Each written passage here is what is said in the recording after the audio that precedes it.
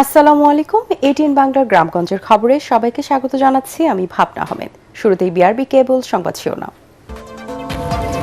সীতাকুণ্ডে অবৈধ বসতি উচ্ছেদ ও সন্ত্রাসী নির্মূল না হওয়া পর্যন্ত অভিযান চলবে, র্যাব মহাপরিচালকের হুঁশিয়ারি। নিহত র্যাব সদস্য হত্যার বিচার দাবি পরিবারের। দেশের বিভিন্ন স্থানে বেশ কয়েকজনের প্রার্থিতা প্রত্যাহার, কাল চূড়ান্ত তালিকা প্রকাশ এবং প্রতীক বরাদ্দ করবে ইসি।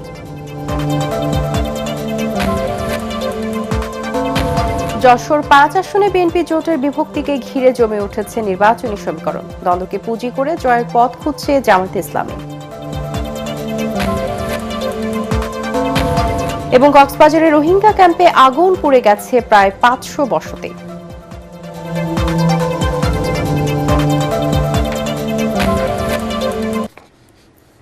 শুনছিলেন বিআরবি কেবল সংবাদ শিরোনাম, এবারে বিস্তারিত।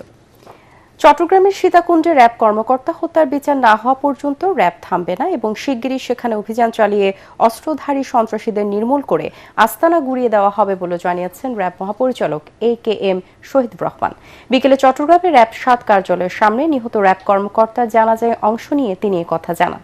এ সময় র্যাব কর্মকর্তা মোতালেব হোসেন ভুইয়ার খুনিদের দৃষ্টান্তমূলক শাস্তির দাবি জানান নিহতের স্ত্রী ও সন্তানরা। জানাজা শেষে লাশ দাফনের জন্য কুমিল্লা আদর্শ সদর উপজেলার অলিপুর গ্রামের বাড়িতে নিয়ে যাওয়া হয়। গতকাল সন্ধ্যায় সীতাকুণ্ড উপজেলার জঙ্গল সলিমপুর এলাকায় অস্ত্রধারী সন্ত্রাসীদের ধরতে র্যাব অভিযানে গেলে মাইকে ঘোষণা দিয়ে তাদের উপর হামলা চালানো হয়। এতে এক র্যাব কর্মকর্তা নিহত ও অন্তত ৩ জন আহত হন। এই অভয়াশ্রম, এই যে সন্ত্রাসীদের যে এখানে বসবাসের যে একটা সেটাকে আমরা নির্মূল করব। এই জন্য আমাদের যতদিন যে প্রক্রিয়া লাগে, যা কিছু লাগে, কারণ তারা কোনোভাবেই রাষ্ট্রের চেয়ে শক্তিশালী। আসন্ন জাতীয় সংসদ নির্বাচনে প্রত্যাহারের শেষ দিনে অনেকেই প্রার্থিতা প্রত্যাহার করেছেন। আগামীকাল বুধবার প্রার্থীদের চূড়ান্ত তালিকা প্রকাশ এবং প্রতীক বরাদ্দ করবে নির্বাচন কমিশন। তফসিল অনুযায়ী ২২ জানুয়ারি থেকে শুরু হবে প্রতিদ্বন্দ্বী প্রার্থীদের প্রচারণা, চলবে ১০ ফেব্রুয়ারি রাত পর্যন্ত। ১২ ফেব্রুয়ারি বৃহস্পতিবার বিরতিহীনভাবে সকাল ৭:৩০ থেকে বিকেল ৪:৩০ পর্যন্ত হবে ভোট গ্রহণ। বরিশাল সদর ৫ আসন থেকে মনোনয়ন প্রত্যাহার করে নিয়েছেন জামায়াতে ইসলামী মনোনীত প্রার্থী অ্যাডভোকেট মোয়াজ্জেম হোসাইন হেলাল সহ ৫ জন। দুপুর রিটার্নিং কর্মকর্তার কার্যালয়ে উপস্থিত হয়ে মনোনয়ন প্রত্যাহার করে নেন তারা। কেন্দ্রের নির্দেশে বরিশাল সদর আসনে ইসলামী আন্দোলন বাংলাদেশের প্রার্থী মুফতি সৈয়দ মোহাম্মদ ফয়জুল করিমকে সমর্থন দিয়েছে জামায়াত।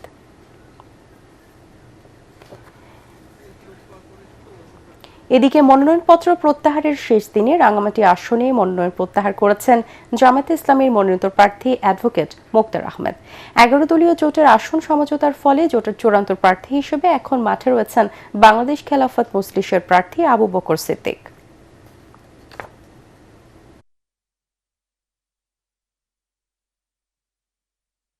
গণভোটে না ভোট দেওয়া মানে ২৪-এর বিরুদ্ধে যাওয়া, না ভোট দেওয়া মানে স্বৈরাচারের পক্ষে দাঁড়ানো বলে মন্তব্য করেছেন সমাজ কল্যাণ এবং মহিলা ও শিশু বিষয়ক উপদেষ্টা শারমিন এস মোর্শেদ। দুপুরে ঝিনাইদহে গণভোটের প্রচার এবং ভোটার উদ্বুদ্ধকরণ বিষয়ক মতবিনিময় সভায় তিনি মন্তব্য করেন।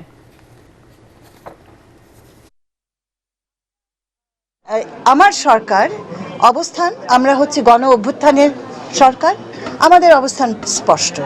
আমরা হ্যাঁ পক্ষেই বলছি, আমরা চাইছি মানুষ এটা বুঝুক, তার কল্যাণে এই গণভোট তারা যেন বুঝে শুনে হ্যাঁর কাছে আসে। না দেওয়া মানেই ২৪-এর বিরুদ্ধে দাঁড়ানো। ১২ ফেব্রুয়ারি জাতীয় সংসদ নির্বাচন অনুষ্ঠিত হবে, এতে কোনো সন্দেহ নেই বলে জানিয়েছেন তথ্য ও সম্প্রচার মন্ত্রণালয়ের উপদেষ্টা সৈয়দা রেজওয়ানা হাসান। দুপুরে সাভারের রেডিও কলোনি মাঠে বাংলাদেশ বেতার কর্তৃক বাস্তবায়ন গণযোগাযোগ অধিদপ্তরের সহযোগিতায় শিশু, কিশোর, কিশোরী ও নারী উন্নয়নে সচেতনতামূলক প্রচার কার্যক্রম এবং গণভোট বিষয়ক অনুষ্ঠানে যোগ দিয়ে তিনি এই কথা জানান। পরিবর্তনের জন্য দেশের জনগণ ১২ ফেব্রুয়ারি হ্যাঁ ভোট দিবেন বলেও মন্তব্য করেন তথ্য উপদেষ্টা।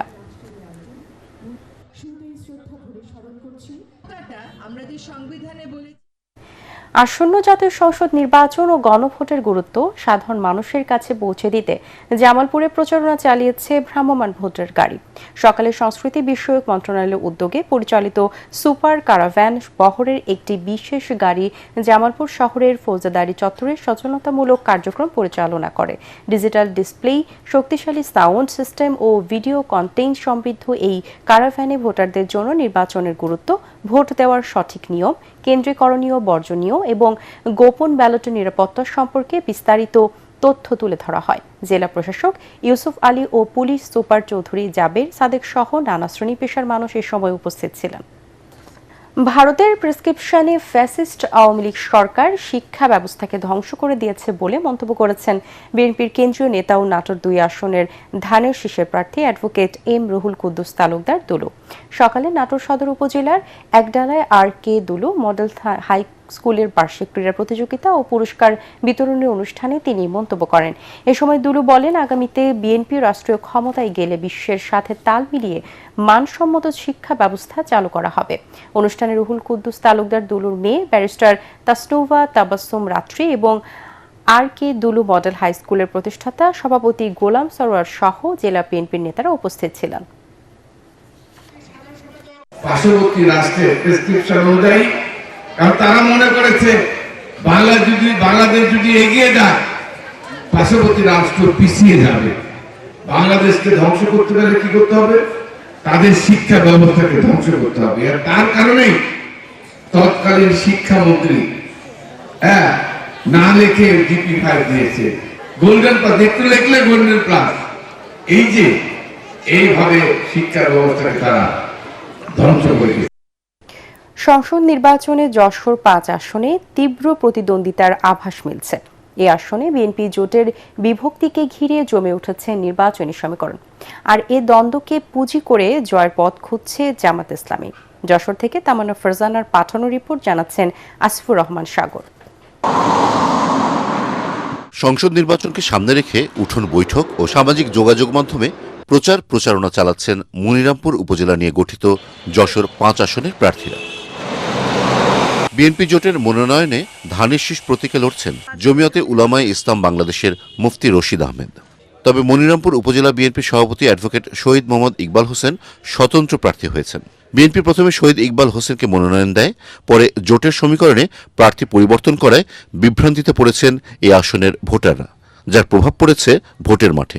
আমরা মনিরামপুরবাসী আশা করছি যে সুন্দর, স্বচ্ছতা এবং জবাবদিহিমূলক একটা সুন্দর নির্বাচন হবে।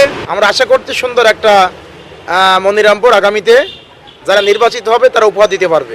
স্বতন্ত্র প্রার্থী অ্যাডভোকেট শহীদ বলছেন, 17 বছর ধরে দলের নির্যাতিত নেতাকর্মীদের পাশে থেকে আন্দোলন করেছেন। কোনো অবস্থাতেই নির্বাচন থেকে সরে দাঁড়াবেন না তিনি। আমার মনোনয়ন প্রত্যাহার করে মনোনীত করাটা আমরা মোটেই পছন্দ করিনি, মেনে নিতে পারি না। এই কারণেই আমি প্রার্থিতা প্রত্যাহার করব না, আমি নির্বাচনের শেষ পর্যন্ত লড়ে যাব। অন্যদিকে বিএনপি জোটের প্রার্থী মুফতি রশিদ আহমেদ ঐক্যের বার্তা দিয়ে স্বতন্ত্র প্রার্থীকে সরে দাঁড়ানোর আহ্বান জানিয়েছেন। আশা করছি যে অতি তাড়াতাড়ি তিনি তার ভুল বুঝতে পারবেন এবং তিনি আমাদের সাথে একাকার হয়ে ধানের শীষকে বিজয়ী করবেন। বিএনপির এই বিভক্তির সুযোগ নিতে চায় জামায়াত ইসলাম। দলটির প্রার্থী অ্যাডভোকেট গাজী এনামুল হক জয়ের ব্যাপারে আত্মবিশ্বাসী। লক্ষাধিক ভোটের ব্যবধানে ইনশাআল্লাহ আমরা জয়যুক্ত হব। এই আসনে অপর 2 প্রার্থী হলেন ইসলামী আন্দোলন বাংলাদেশের জয়নাল আবেদিন এবং জাতীয় পার্টির MA হালিম। এদিকে ভোটারদের বড় অংশ বলছেন, ভবদহ জলাবদ্ধতা সমস্যার সমাধান এবং এলাকার উন্নয়ন যিনি করবেন এমন প্রার্থীকেই ভোট দেবেন তারা। আমরা এমন একজন ব্যক্তিকে ভোট দেব যে মানুষের আশেপাশে সব সময় সে পাওয়া যায়। বিএনপির বিভক্তি, জোটের সমীকরণ আর ভবদহ ইস্যু সব মিলিয়ে এই আসনে হাড্ডাহাড্ডি লড়াই হবে বলে মনে করছেন এলাকাবাসী। Bureau report, ATN Bangla.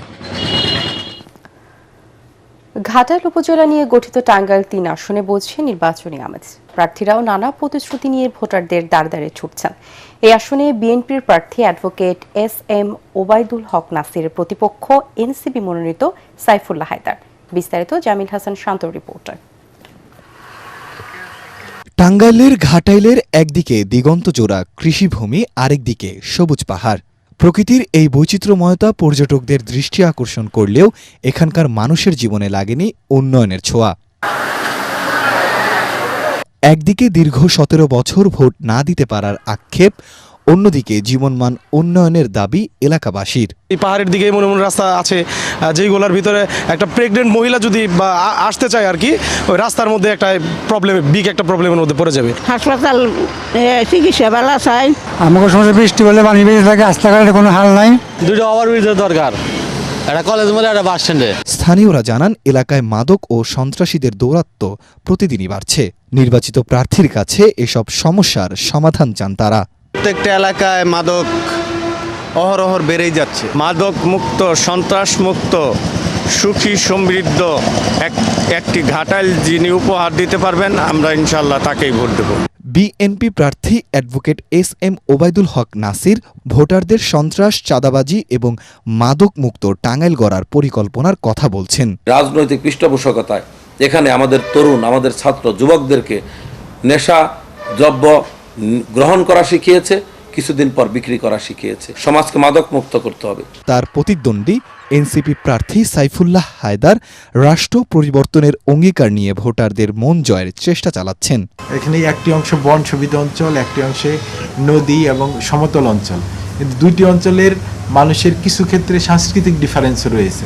যে এই ডিফারেন্সগুলোকে দেখে এবং কৃষি নির্ভর অঞ্চল হিসাবে এখান থেকে কৃষি নির্ভর কিছু শিল্প গড়ে উঠেছে পাহাড়ি অঞ্চলে, সেগুলোকে দেশের বাইরে তাদের রপ্তানির ব্যবস্থাপনা করা এবং এই কৃষি নির্ভর শিল্পগুলোকে প্রণোদনা দেওয়া, এই বিপুলগুলোতে আমার একটি গুরুত্বপূর্ণ ভূমিকা থাকবে এবং তারা এই বিষয়ে আমাদের সাথে কথা বলেছে। ঢাকা থেকে 119 কিলোমিটার দূরে টাঙ্গাইলের ঘাটাইল উপজেলায় ভোটার প্রায় 4 লাখ। জামিল হাসান শান্ত, এটিএন বাংলা, টাঙ্গাইল।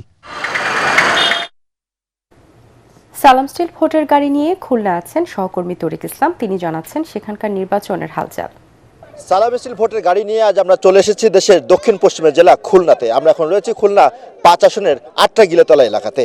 আমরা সারাদিন এলাকার ভোটারদের সঙ্গে কথা বলেছি, জানতে চেয়েছি আসন্ন নির্বাচন নিয়ে তাদের ভাবনা কি আছে। আমার পাশে এখানে 2-1 ভোটার রয়েছে, সম্মানীয় ভোটার, তাদের কাছে জানতে চাইবো, সামনে তো নির্বাচন, এখানকার যেই প্রার্থীরা নির্বাচনে জয়লাভ করবে তাদের কাছে আপনাদের চাওয়া কি থাকবে? আমরা সাধারণত নিম্নবিত্ত মানুষ, দিন আনি দিন খাই। আমরা চাই দ্রব্যমূল্যের নিম্নগতি, নিম্নবিত্ত খেটে খাওয়া দিনমজুর, তারা চাই সব মালের দাম কম হোক। আমরা নিত্য প্রয়োজনীয় মালের যে দাম কম চাই। সরকার দেখা যায় সরকারি আসে দেখি যে গাড়ির দাম কমায়, ফ্রিজের দাম কমায়, অথচ আমাদের চালের দাম কেউ কমায় না। রাস্তাঘাট, মসজিদ, মাদ্রাসা, বিভিন্ন প্রকার যেসব প্রকল্প আছে, স্কুল, শিক্ষা প্রতিষ্ঠান, এসবের সার্বিক উন্নয়নের জন্য উন্নয়ন হবে। খুলনা অঞ্চলের এই 5 নম্বর আসনের মিল কলকারখানাগুলো খুলে দেয় এবং জলাবদ্ধতা নিরসনে বিশেষ ভূমিকা পালন করবে, এমনটাই কিন্তু তাদের প্রত্যাশা। সালাম স্টিল ভোটের গাড়ি নিয়ে এই ছিল আমার কাছে সবশেষ। কক্সবাজারের উখিয়া রোহিঙ্গা ক্যাম্পে আগুনে পুড়ে গেছে প্রায় 500 বসতি। মধ্যরাতে অগ্নিকাণ্ডের এই ঘটনা ঘটে। ক্যাম্পের বাসিন্দারা জানায়, রাত 3:15টায় উখিয়ার পালংখালী ইউনিয়নের সফিউল্লাহ কাটা 16 নম্বর ক্যাম্পে আগুনের সূত্রপাত হয়। এরপর ফায়ার সার্ভিসের 8টি ইউনিট 4.5 ঘন্টার চেষ্টায় সকাল 7:45টায় আগুন পুরোপুরি নিয়ন্ত্রণে আনে। তবে এই ঘটনায় হতাহতের কোনো খবর পাওয়া যায়নি। বিএনপি চেয়ারপারসন ও সাবেক প্রধানমন্ত্রী বেগম খালেদা জিয়ার রুহের মাগফিরাত কামনায় যশোরে আলোচনা সভা ও দোয়া মাহফিল অনুষ্ঠিত হয়েছে। দুপুরে সাংবাদিক ইউনিয়ন যশোরের উদ্যোগে প্রেস ক্লাবে যশোরের এই দোয়া মাহফিলের আয়োজন করা হয়। সংগঠনের সভাপতি আকরামুজ্জামানের সভাপতিত্বে আলোচনা সভায় বক্তব্য রাখেন জেলা বিএনপির সভাপতি অ্যাডভোকেট সৈয়দ সাবিরুল হক সাবু, প্রেস ক্লাব যশোরের সভাপতি জাহিদ হাসান টুকুন এবং লোক সমাজের প্রশাসক ও সম্পাদক শান্তনু ইসলাম সুমিত। হবিগঞ্জে আগামী 22 জানুয়ারি বিএনপি চেয়ারম্যান তারেক রহমানের জনসভার জন্য ব্যাপক প্রস্তুতি নিয়েছেন জেলা, উপজেলা বিএনপি এবং অঙ্গ ও সহযোগী সংগঠনের নেতাকর্মীরা। দুপুর থেকে ঢাকা সিলেট মহাসড়কের পাশে হবিগঞ্জের শায়েস্তাগঞ্জে জনসভার মাঠে প্যান্ডেল তৈরি সহ যাবতীয় প্রস্তুতি শুরু হয়েছে। এর তদারকি করছেন বিএনপির সাংগঠনিক সম্পাদক ও হবিগঞ্জ সদর শায়েস্তাগঞ্জ লাখাই আসনে দলের মনোনীত প্রার্থী জি.কে. গৌস। এদিকে জনসভাকে ঘিরে সার্বিক নিরাপত্তায় সর্বাত্মক সহযোগিতা করছে আইন শৃঙ্খলা বাহিনী।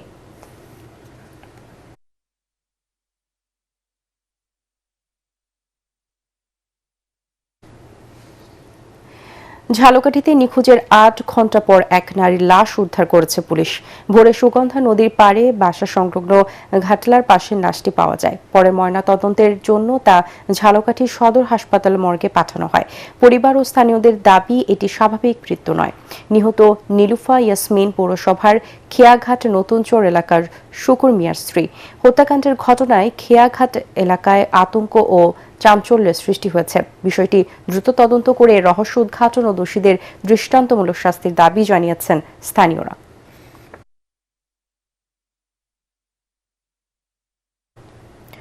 মাদারীপুরে সেনাবাহিনীর নেতৃত্বে পরিচালিত মাদক বিরোধী বিশেষ যৌথ অভিযানে বিপুল পরিমাণ ইয়াবা, গাঁজা, দেশীয় অস্ত্র ও নগদ টাকা সহ ৩ কারবারিকে গ্রেপ্তার করা হয়েছে। গোপন গোয়েন্দা সংবাদের ভিত্তিতে মাদারীপুর পৌরসভার চরমকুরিয়া চরখাগদি এলাকায় তালুকদার বাড়িতে এই অভিযান চালানো হয়। অভিযানের নেতৃত্ব দেন ক্যাপ্টেন শাফিন সরওয়ার ও লেফটেন্যান্ট রাশেদ। এ সময় গ্রেপ্তারকৃতদের হেফাজত থেকে মোট ৭,০৪১ পিস ইয়াবা, ৫০ গ্রাম গাঁজা, ৩,০২,০০০ নগদ টাকা, 10টি মোবাইল ফোন, একটি চাইনিজ কুড়াল, একটি ডেবিট কার্ড এবং ইয়াবা সেবনের বিভিন্ন সরঞ্জাম উদ্ধার করা হয়। চাঁদপুরে একটি সিএনজি অটোরিকশা চুরির রহস্য উদ্ঘাটন ঘটনার মূল হোতাকে গ্রেপ্তার করেছে পুলিশ। ভোরে চাঁদপুর মডেল থানা পুলিশ কুমিল্লার লাকসাম উপজেলার মুদাফফরগঞ্জ বাজার এলাকা থেকে চোর চক্রের আলামিনকে গ্রেপ্তার করা হয়। এ সময় তার কাছে থেকে উদ্ধার করা হয় চুরি হওয়া সিএনজি অটোরিকশাটি। গ্রেপ্তার আলামিনের বাড়ি হাজীগঞ্জ উপজেলার সুবিদপুর গ্রামে।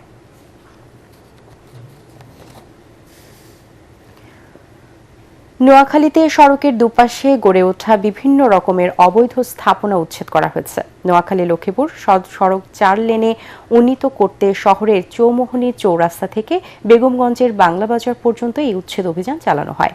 অভিযান পরিচালনা করেন বেগমগঞ্জের সহকারী কমিশনার ভূমি ও দায়িত্বপ্রাপ্ত নির্বাহী ম্যাজিস্ট্রেট মোহাম্মদ শাহাদাত হোসেন।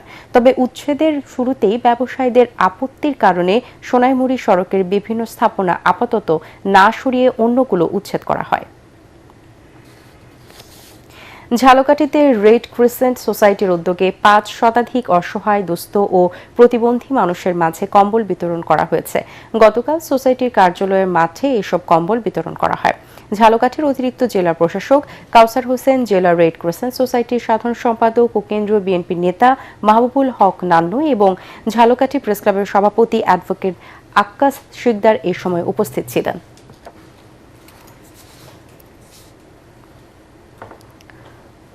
পরবর্তী সংবাদ দেখার আমন্ত্রণ জানিয়ে এখনকার মতো শেষ করছি। এটিএন বাংলার সংবাদ ইউটিউবে দেখতে ব্রাউজ করুন, youtube/ATN বাংলা নিউজ।